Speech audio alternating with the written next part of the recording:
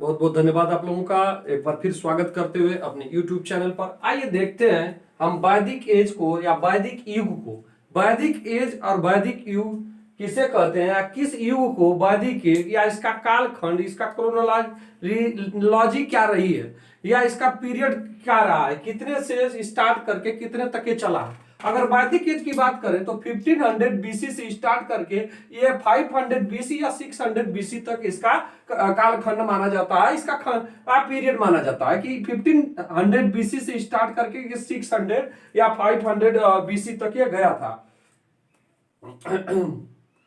तो यहां पर अगर हम देखें, इसके पहले इंडिया में इंडस वैली सिविलाइजेशन, सिंधु घाटी की सभ्यता ये थी। वो सिंधु घाटी की सभ्यता कई रीजन उसके बताए गए, क्योंकि इतना प्राचीन बात है कि ये श्योरिटी नहीं हो पाती है और उतने सबूत भी नहीं है, उतने प्रूफ्स भी नहीं है ये ठीक से या प्रॉपरली या एक्यूरेटली ये बताया जाए कि इंडस वैली सिविलाइजेशन कैसे खत्म हो गई। उसके बाढ़ भी बताया गया, नेचुरल डिजास्टर्स भी बताया गया, नेचुरल कैलेमिटी जिसको कहा जा सकता है, जिसमें फ्लड भी हो सकता है, अर्थक्वेक भी हो सकता है, ड्राउट भी हो सकता है और विदेशी आक्रमण भी बताए जाते हैं। तो 1400 बीसी तक जो है इंडस वैली सिविलाइजेशन खत्म हो गई। इसके बाद इंडिया में वैदिक एज ये जो है आर्यों के आने से, आर्यों के द्वारा ही आर्य जब भारत आए तो ये जो है वैदिक एज की शुरुआत होती है। और जो हमारे जो वेद हैं वही आर्यों के बारे में बताते हैं, और वैदिक एज के बारे में जो हम जानते हैं, जितना हम जानते हैं वो सब जो वेदों में बात लिखी गई है उनसे हम आर्यों के बारे में जानते हैं। और वही कालखंड जो है आर्यों से संबंधित है, वही कालखंड आर्यों से संबंधित है और वही कालखंड को ही वैदिक एज भी माना जाता है। तो वैदिक एज जो है ये 1400 बीसी तक या 1500 बीसी तक जो है इंडस वैली सिविलाइजेशन आप कह सकते हैं। उसके बाद भारत में वैदिक एज की शुरुआत होती है यहाँ पर, और यह 1500 बीसी से शुरू होकर 500 बीसी या 600 बीसी तक इसका क्रोनोलॉजी माना जाता है या इसका पीरियड माना जाता है। इसमें इसको जानने के लिए इसको हम दो खंडों में, भाई किसी चीज का खंड हम क्यों करते हैं, किसी चीज को बढ़िया से बेहतर तरीका से जानने के लिए या करने के लिए हम उसको खंड खंड में करते हैं, उसके टुकड़े टुकड़े करते हैं, उसको कई भागों में बांटते हैं, कई डिविजन में क्लासिफिकेशन उसका कर देते हैं। आप विज्ञान को ही देख लें, अगर विज्ञान की इतनी शाखाएं हैं तो एक साथ उसका अध्ययन नहीं किया जा सकता। तो कुछ को कार्बनिक रसायन में डाल दिया, अकार्बनिक रसायन में, कुछ को जीव विज्ञान में कर दिया गया, कुछ को अब वनस्पति विज्ञान कर दिया गया। तो इस तरह विज्ञान की कितनी शाखाएं हुई। उसी तरह अगर वैदिक एज को बढ़िया से समझने के लिए या इसके प्रॉपर्टीज के आधार पर इसको दो खंडों में इसको बांटा जाता है। इसके दो डिविजन्स हैं या इसको दो डिविजन्स में रखा गया है। तो शुरू का जो वैदिक काल जो स्टार्ट होता है अर्ली वैदिक एज कहते हैं, ये वैदिक काल की शुरुआत है, यहाँ पर शुरुआत होती है। इसको प्रारंभिक वैदिक काल या अर्ली वैदिक एज कहते हैं। यह 1500 बीसी से या 1400 बीसी मान लीजिए या 1500 बीसी से यह 1000 बीसी तक इसका कालखंड रहा है। यानी कि इस वाले पीरियड को 1500 बीसी से 1000 बीसी को हम अर्ली वैदिक एज या प्रारंभिक वैदिक एज मानते हैं। इसके बाद लाइटर वैदिक एज, इसको हम उत्तर वैदिक काल भी कहते हैं। यानी कि इस वाले के बाद जो उत्तर लाइटर वैदिक एज कहते हैं यह 1000 बीसी से लेकर 600 या 500 बीसी तक चला है। पूरे वैदिक एज को अगर देखें तो यह 1500 बीसी से लेकर 600 बीसी या 500 बीसी। अब इसी को बांटना, ये अर्ली वैदिक एज जो है 1500 बीसी से 1000 बीसी तक, और लाइटर वैदिक एज या उत्तर वैदिक काल 1000 बीसी से 600 या 500 बीसी तक चला है। अब अर्ली वैदिक एज में आप देखें तो अर्ली वैदिक एज में यह अब वैदिक एज किसे कहते हैं, वह कालखंड या वह पीरियड, द पीरियड, पहले हिंदी में देख लें, वह कालखंड जिसमें वेदों की रचना हुई, वेदों को रचा गया। और वेदों में अगर बात करें तो ऋग्वेद, सामवेद, यजुर्वेद और अथर्ववेद, इसी पीरियड में इन वेदों की रचना हुई है। इसीलिए इस पीरियड को हम वैदिक एज या वैदिक पीरियड के नाम से जानते हैं। The period in which Vedas were composed is called वैदिक एज। हमारे चारों वेद, ऋग्वेद, सामवेद, यजुर्वेद और अथर्ववेद, इस पीरियड वैदिक एज में लिखे गए। हमारा जो पहला वेद है, the first Veda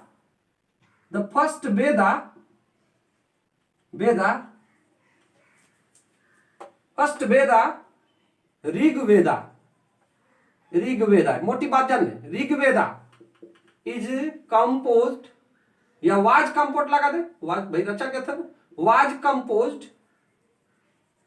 composed in early वैदिक एज। देखिए, जो पहला हमारा वेद था, जो पहला वेद था, जिसे ऋग्वेद, चाहे हमारा हो चाहे नहीं हो, आप जाने कि वेद जो फर्स्ट वेद है, द एंशिएंट और the oldest Veda is Rigveda, ये उसका नाम ऋग्वेद है। ये जो है अर्ली वैदिक एज में लिखा गया, क्योंकि सबसे पुराना है भैया, तो ये सबसे पहले बार लिखा गया, यानी कि पहले इसी को लिखा गया, और इसको अर्ली वैदिक एज में लिखा गया। इसमें अगर आप देखें, it has 1024 hymns, it has 1024 hymns. अगर आप देख लें इसको, तो इसमें जो है, एम आई राइट और रैंक 1024, इसको देखना, देख लीजिएगा थोड़ा सा, जहां तक मुझे याद है ये 1024 है। ऋचा बाबू,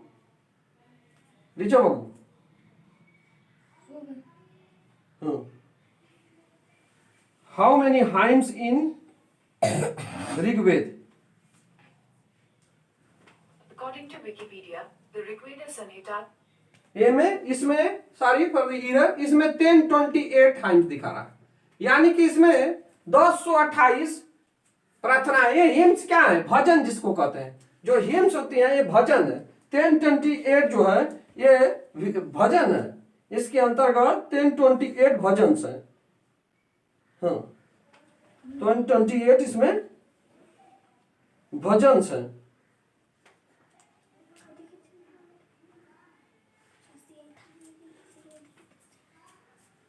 इसमें भजन से हाइम्स, इसमें 1021 भजन से, यानी कि प्रेयर से, ये भगवान की स्तुति में लिखी गई या प्रशंसा में लिखी गई ये सब लाइनें, इन्हीं को हाइम्स कहते हैं या भजन कहते हैं। भजन क्या भैया? हाँ, भजन तो वही है ना, भजते हैं भाई, भगवान को हम भजते हैं, भगवान की प्रार्थना करते हैं, भगवान की स्तुति करते हैं, भगवान की प्रशंसा करते हैं। हाँ, तो ये इसमें 1028 हाइम्स है। बसो मेरे नैनन में नंदलाल, बसो मेरे नैनन में नंदलाल। हाँ, तुम सा कोई नहीं प्रभु, तुम ही हो भूमंडल, तुम ही हो मेरे बाप, तुम ही हो मेरे माता, तुम्हें वो सखा, तुम्हें वो बंधु। देखिए भज रहे, प्रभु को ही चढ़ा रहे हैं, प्रभु को ही ठगने की कोशिश कर रहे हैं।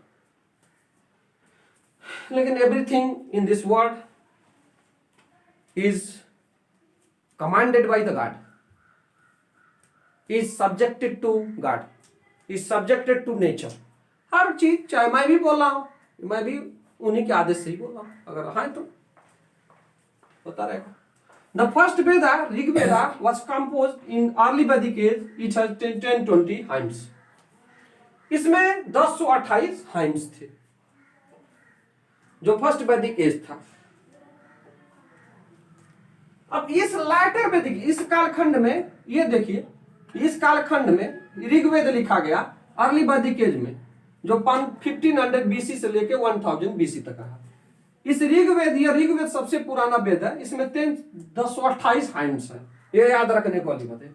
लेटर वैदिक एज को देखें आप, उत्तर वैदिक काल, उत्तर वैदिक काल जो 1000 भाई ये यहाँ खत्म हुआ था, यहाँ से ये चालू हो जाएगा। इसी को तो हमने दो भागों में बांटा है, वैदिक एज को ही। लेटर वैदिक एज में rest of the Vedas, rest of the Vedas were written in this period। बकिया के और वेद कौन कौन भाई? इस ऋग्वेद के बाद कौन कौन आएगा? ऋग्वेद के बाद आ जाएगा तुम्हारा कौन सा? सामवेद, सामवेदा, सामवेदा। दूसरा आ जाएगा यजुर्वेदा, यजुर्वेदा, यजुर्वेद जिसको कहते हैं। तीसरा आ जाएगा अथर्ववेदा, अथर्ववेदा, अथर्ववेदा। ये जो तीनों वेद हैं, ये तीनों वेद ये लाटर वैदिक एज में लिखे गए, उत्तर वैदिक काल में लिखे गए। These were Vedas were composed in this period, that is in later Vedic age. अब इस later Vedic age में जो हमारी व्यवस्था थी, जो हमारा समाज में मापदंड था, जो समाज में जो कुरीतियां, जिसे कुरीतियां अगर हम इविल्स का नाम दें, इविल्स मीन्स कुरीतियां होती हैं या बुराइयां, इविल्स के जो सोशल इविल थी इस एज में घुस गई। इस एज में चार जो है वर्ण हो गए। ये वर्ण तो ऊपर से ही चले आ रहे थे, लेकिन वर्ण का मतलब होता है व्यवसाय या वृत्ति या काम, और वर्ण का मतलब होता रंग भी होता है। लेकिन लेटर वैदिक एज में जो यह वर्ण व्यवस्था थी, ब्राह्मण, ब्राह्मीण, क्षत्रिय, क्षत्रिय, वैश्य, वैश्याज, फोर्थ शूद्राज। ये जो वर्ण व्यवस्था थी, ये जो प्रारंभिक वैदिक काल में भी ये वर्ण व्यवस्था थी, लेकिन यह वर्ण व्यवस्था जो थी, it was not, it's base was not the birth of individual, of an individual. इसका जो वर्ण व्यवस्था ये जो थी, ब्राह्मण, क्षत्रिय, वैश्य और शूद्र, ये समाज में जो चार वर्ण थे, चार प्रकार का जो वर्ग था, वो काम के आधार पर था। ये जो वर्ण था या जो क्लासेस थे, ये क्लासेस जो है वर्ण कर्म पर या वृत्ति के आधार पर डिसाइड किए जाते थे। किसी भी इंडिविजुअल की क्या वृत्ति है, क्या प्रोफेशन हो, उस पर वो डिपेंड करता था कि किस क्लास में वो हमारा जाएगा। अगर वह वेद पुराण पढ़ने का काम करता था, वेदों को पढ़ने का काम करता था, पढ़ाने का काम करता था, तो उसे ब्राह्मण कहा जाता था। ही वॉज कंसिडर्ड ब्राह्मण इन ब्राह्मण्स क्लास। अगर वह लड़ाई का काम करता था, शत्रुओं से लड़ने का काम करता था, लोगों को, प्रजा को रक्षा का काम करता था, सेना में था, तो उसे क्षत्रिय कहा जाता था। He was considered and he was said or stated as क्षत्रिय। अगर यदि वह कोई प्रोफेशन करता था, जैसे कारपेंटर का काम हो गया, फिशिंग का काम हो गया, आर्टिजन्स था, कारीगर था, तो या खेती करने वाला फार्मर्स है या एग्रीकल्चर से संबंधित होता था, तो उसे वैश्य कहा जाता था। या अगर वो साफ सफाई का काम करता था, हाँ, सेवा का काम करता था, सेवा का, तो उसे शूद्र कहा जाता था। लेकिन अर्ली लेटर वैदिक एज में अब इंडिविजुअल जो होता था, ये जो वर्ण व्यवस्था थी, इसमें दोष आ गया, इसमें दोष जन्म ले लिया, इसमें दोष आ गया। ये दोष क्या आया? जिस दोष का जो प्रभाव है, जो इफेक्ट है, आज भी है हमारे समाज में।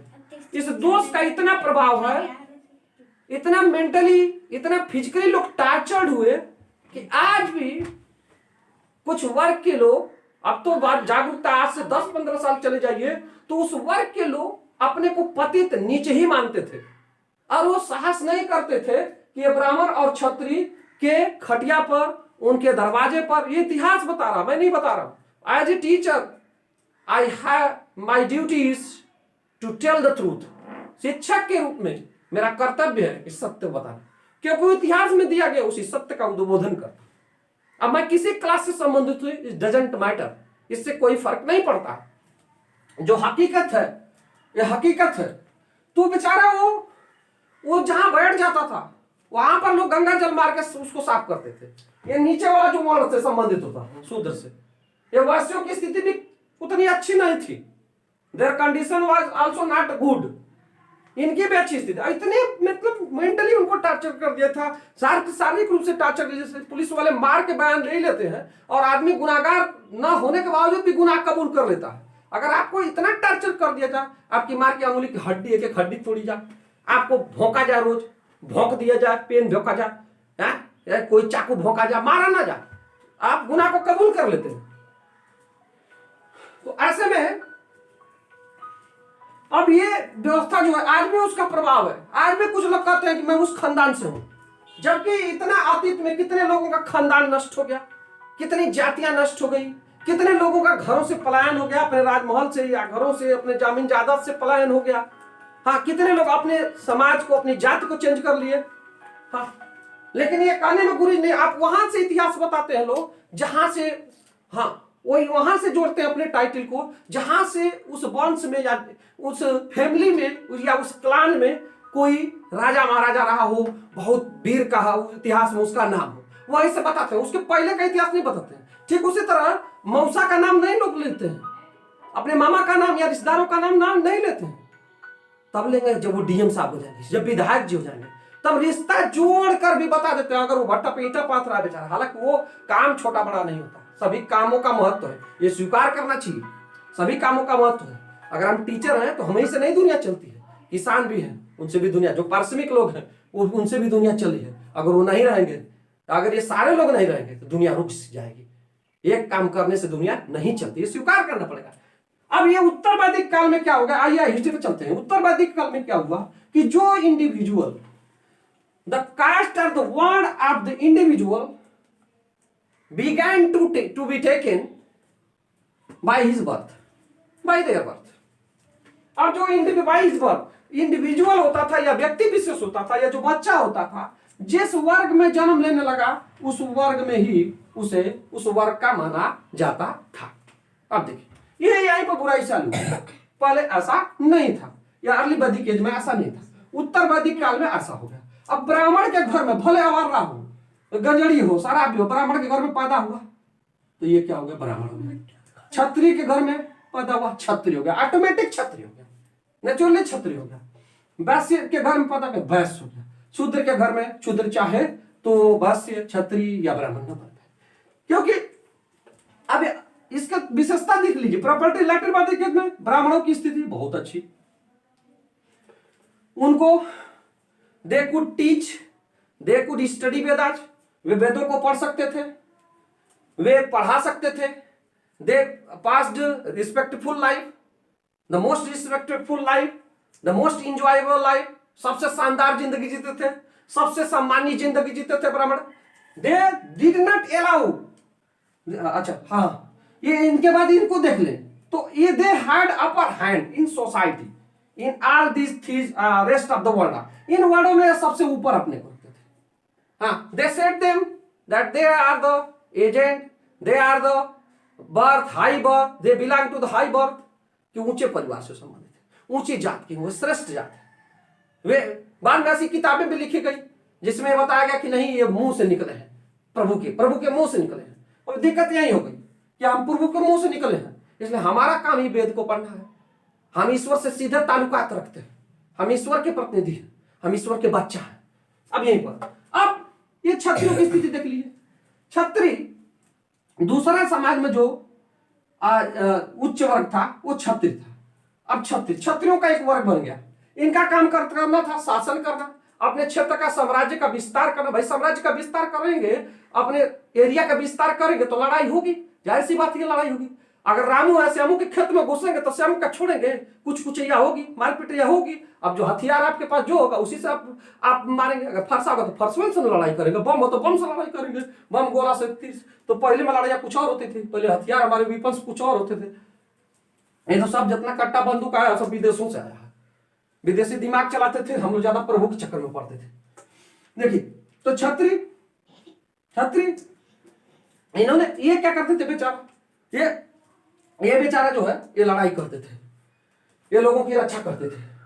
लेकिन ये जो है दिक्कत क्या हुई, इनके साथ भी दिक्कत ही हुई। ये जो है ये जो दोनों वर्ग था, ये दोनों वर्गों को विशेष प्रिविलेज प्राप्त था। ये वर्ग जो है ये भी पढ़ सकता था, ये पढ़ सकता था, पढ़ा भी सकता था, लड़ाई भी कर सकता था। बाद में शुरू में इनको भी नहीं पढ़ने थे, लेकिन ये पढ़ भी सकता था, ये पढ़ भी सकता था, ये लड़ाई भी कर सकता था। तो ये जब लड़ाई करेगा तो एंजॉयफुल लाइफ नहीं रहेगी, तो लाइफ तो पीसफुल नहीं रहेगी। ये तो है कि लाइफ पीसफुल नहीं रहेगी, कष्ट नहीं भोजना। अब नीचे जो वर्ष थे बेचारे ये खेती करने वाले, जो ट्रेड्समैन थे, व्यापारी लोग थे, और इनको प्रिविलेज प्राप्त था, ब्राह्मण और क्षत्रियों को प्रिविलेज प्राप्त था। जरा इनके बारे में पहले सुन लें। इनको टैक्स नहीं देना पड़ता था, इनको उस न्याय व्यवस्था से, जो न्याय प्रणाली या कानून लगाया गया था, उस कानून से भी इनको ऊपर रखा जाता था। यानी कि ब्राह्मण अगर गलती करे तो उसको गलती नहीं, वो तो प्रभु का अवतार है, उसकी गलती क्या है? प्रभु गलती करते हैं ना, प्रभु गलती नहीं करते हैं ना, प्रभु हैं, गलती कैसे कर सकते हैं? नहीं। तो यानी कि इनको और इनको अगर वो गलती भी कर देते थे, सेवेयर पनिशमेंट नहीं मिलता था, सेवेयर पनिशमेंट नहीं मिलता था। मतलब जो दंड होता था बहुत सिंपल दंड दे दिया जाता था। जाओ 2 चक्कर मैदान में घूम के चले आओ, जाओ 2 चक्कर मैदान में घूम के चले आओ, जाओ अपने दादा और माता को या 4 लोगों को खिला दो, बस हो गया इनका दंड पूरा। और इनको बस में कौन वर्ग आता था? अगर कारपेंटर बस से में आ जाएगा, पॉटर बस से में आ जाएगा, ट्रेड्समैन जितने भी व्यापारी, एग्रीकल्चर वाला बस से में आ जाएगा। ये बेचारे खेती करते, व्यवसाय करते, धंधा करते, इनको ये ब्राह्मण और क्षत्रिय, ब्राह्मण तो इंजॉयबल, क्षत्रिय तो राज्य करते, लड़ाई भी करते, वही करते। ये बस को न तो इनको वेद पढ़ने का अधिकार नहीं था, ये जो व्यवसाय ये कर रहे थे वही करने का अधिकार था। अगर ये करते तो इनको बुरी तरह टॉर्चर किया जाता था, मारा जाता था, पीटा जाता था, इनका शोषण किया जाता है। और मारने पीटने में बहुत जो बर्बरी हो जाता है आदमी, उस तरह का बर्ताव किया जाता था। यानी कि जो वर्ण व्यवस्था थी, यह जो ऊपर के जो दोनों वर्ग थे, इनके द्वारा यह जो है बहुत क्लीनली ऑब्जर्व की जाती थी कि कोई पढ़ नहीं रहा है, कोई पढ़, उल्लेख मिल जाएंगे बहुत, कोई पढ़ तो नहीं रहा है। हाँ, कोई ऐसा तो नहीं ना है कि सैनिक बनने की कोशिश कर रहा है, लड़ाई उसमें एकलव्य भी एक प्रमाण है। अगर एकलव्य महाभारत की बात बने तो एकलव्य प्रमाण है। देखिए द्रोणाचार्य ने उनका अंगूठा कटवा लिया। अब जिस शिष्य को आप मानेंगे उसका दाहिना अंगूठा कटवा लेंगे, उसी से तीर पकड़ेगा है? तो देखिए यहां पर तो इनको अलाउ नहीं था भाई, जो धंधा करना वही करना है। अगर ये उससे बाहर जाने की कोशिश करते थे तो इनके साथ बर्बरतापूर्ण व्यवहार किया जाता था। क्या किया जाता था? बर्बरतापूर्ण व्यवहार किया जाता था। जो नहीं सोच सकते वो भी सब कुछ किया जाता था इनके साथ। इनकी स्थिति तो ठीक ठाक थी। ये धार्मिक रिचुअल्स में भी भाग ले सकते थे, पूजा पाठ में भी भाग ले सकते थे। हाँ, पूजा पाठ करवा नहीं सकते लेकिन भाग ले सकते थे। पूजा पाठ अपने आप बोलवा के ब्राह्मण से करवा सकते थे, लेकिन पूजा ये नहीं कर सकते, क्योंकि ये जो है ये अपने को दैवी बताने थे। ये दैवी बताते, ये भी दैवी बताने लगे कि हम सूर्य भगवान के खानदान के, हाँ हम अग्नि देवता के खानदान के। और बस ये बेचारे काम करते, धंधा करते, ये टैक्स देते, व्यापार करते। ये शूद्रों की स्थिति, शूद्र, अब शूद्र जो है इसका वेदों में इनका कोई उल्लेख नहीं शूद्रों का कि शूद्र, ये शूद्र जो है ऐसा माना जाता है, इट इज सपोज्ड, ऐसा माना जाता है कि शूद्र लोग जो लड़ाई में हारे हुए लोग थे, ये जो स्लेव लोग थे, इनको शूद्र कहा जाने लगा, शूद्र कहा जाने लगा। लड़ाई में जो हारे हुए लोग थे, जब जो स्लेव लोग थे, जो प्रिजन में रखे जाते थे, उनको एक स्लेव के रूप में रखा जाता है, इन्हीं को शूद्र कहा जाने लगा। बाद में इनकी संख्या बहुत ज्यादा लोग, ये भी इनकी जनसंख्या बढ़ने लगी, तो ये एक वर्ग जो है शूद्रों का ही बन गया। इनका काम था इस अपर वर्ग की सेवा करना। They did menial jobs to clean the drainage, to throw out died animals, मरे हुए जानवरों को फेंकना, उनकी चमड़ी छीलना, नाली साफ करना। हाँ, मैंने गुलाम, जितना गुलाम वाला काम है, जितना छोटे छोटे काम है, छोटे जिन्हें छोटे आप कहते हैं, हालांकि वो सबसे अच्छे काम है। अगर वो नहीं किया जाए, जैसे अगर सफाई ना किया जाए तो कोई रहेगा, चारों तरफ बीमारियां फैल जाएंगी। लेकिन क्या देखिए, जो ज्यादा मेहनत का काम करता है उसी को हम लोग क्षुद्र करते, उसी को छोटा करते। और ये स्थिति क्षुद्र, ये बेचारों को, इनको तो पूजा का भी अधिकार नहीं था, पूजा कराने का भी अधिकार नहीं था ना। यानी वर्ष की स्थिति थोड़ा शूद्र से अच्छी थी कि भाई ये पूजा पाठ में बैठ सकते थे। ये पूजा पाठ अगर गलती से भी इनके कान में पड़ जाता था तो ये दिक्कत हो जाती थी। अगर कोई ब्राह्मण जा रहा है और शूद्र आ रहा है, देख रहा है, तो इनकी परछाई, even their shadows polluted Brahmins, यहां तक कि इनके शैडो, इनकी जो परछाई थी, इनको टचेबल्स में भी रखा जा सकता है। इन्हीं में एक ग्रुप था अनटचेबल्स, जिसको अछूत कहते हैं। अछूतों का एक वर्ग था जो बरियल्स का और क्रीमेशन का काम करते थे। उनके तो परछाई भी अगर पड़ जाती थी तो दिक्कत हो जाती थी ग्रहणों को। वो कहते थे कि हम पोल्यूट हो गए। इतना बड़ा नाटक, इतना बड़ा देखिए इनकी स्थिति तो एकदम खराब। यदि अगर मंदिर के प्रांगण में, यदि मंदिर के कैंपस में अगर ये अपना पैर रख देते तो मंदिर ही बर्बाद हो जाता था, अनौली हो जाता था, अनपास हो जाता था, पॉल्यूटेड हो जाता था। देखिए शूद्रों से खापे इनकी भी स्थिति बहुत खराब थी। ये बताइए, अब हमें देखना होगा कि क्या कोई काम छोटा है या बड़ा? नहीं, कोई काम छोटा बड़ा है। हर काम का महत्व है। Every work has its importance in society in which you live. हाँ, या किसी काम में आप धूल गर्दा कम सहते हो, किसी में ज्यादा सहते हो, बस यही है। हर काम का महत्व है। हर काम से धरती चलती है, आपका मानव जीवन चलता है। किसी काम को छोटा बड़ा नहीं ले सकते। हाँ, किसी काम में कठिनाई ज्यादा है, किसी काम में पसीना ज्यादा निकलता है, धूप ज्यादा निकलती है, मुसीबत ज्यादा झेलनी पड़ती है। किसी काम में जैसे पढ़ लिख लिए, कोट लगा लिए, टाई लगा लिए, चल दिए, देख चलते रहे, काम हो रहा है, कंप्यूटर में बैठ के कर रहे हैं, एसी में बैठ के काम करें, बस इतना। लेकिन हर काम महत्वपूर्ण है, ये समझना होगा। लेकिन अभी भी उससे बाहर लोग नहीं आ रहे हैं, उससे बाहर नहीं आ रहे, पूरे इंडिया को बांटने के चक्कर में। हाँ, पूरे इंडिया को बांटने के चक्कर में they are going to divide the India. हम पृथ्वीराज चौहान, कोई याद उठा हम श्रीकृष्ण का खानदान, उससे पहले का खानदान नहीं पता, नहीं, उसको पता ही नहीं। पृथ्वीराज चौहान के पहले से पता ही नहीं वो कहां से आए। जबकि सभी धर्म की किताबों में लिखा गया ईश्वर एक है, सभी मानव एक है, लेकिन वो बात समझ में नहीं आती। हाँ, इस पर कितना मर्डर हो जाता है, कितना बवाल हो जाता है।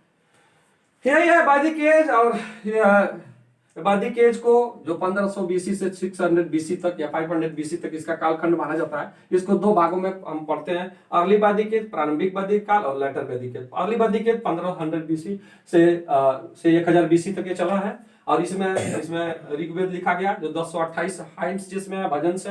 लेटर वैदिक एज में, उत्तर वैदिक काल में 1000 बीसी से 6600 या 500 बीसी तक इसको माना गया।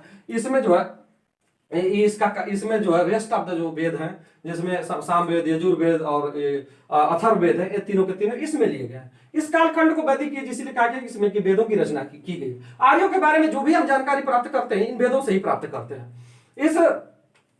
इन उत्तर वैदिक काल में जो वर्ण व्यवस्था थी वो कर्म पर आधारित न होकर जात पर आधारित होने, यानी कि बर्थ पर आधारित होगी। जो जिस बर्थ में, जिस जाति में जन्म लेने लगा, जिस वर्ण में जन्म लेगा, उस वर्ण का मानने लगा। और यहीं से दोष शुरू होने लगा। उस दोष का प्रभाव इतना ज्यादा है कि अभी भी लोग उससे बाहर नहीं आ रहे हैं। और अपने को एक डिस्क्रिमिनेशन में अपने को एक डिफरेंट दिखाते हैं, बताते हैं, चाहे वो पहनाव में बताएं, चाहे अपने चेहरे को रंग के बताएं, या किसी तरह वो बताने की कोशिश करते हैं कि मैं आपसे डिफरेंट हूं या उनसे डिफरेंट हूं।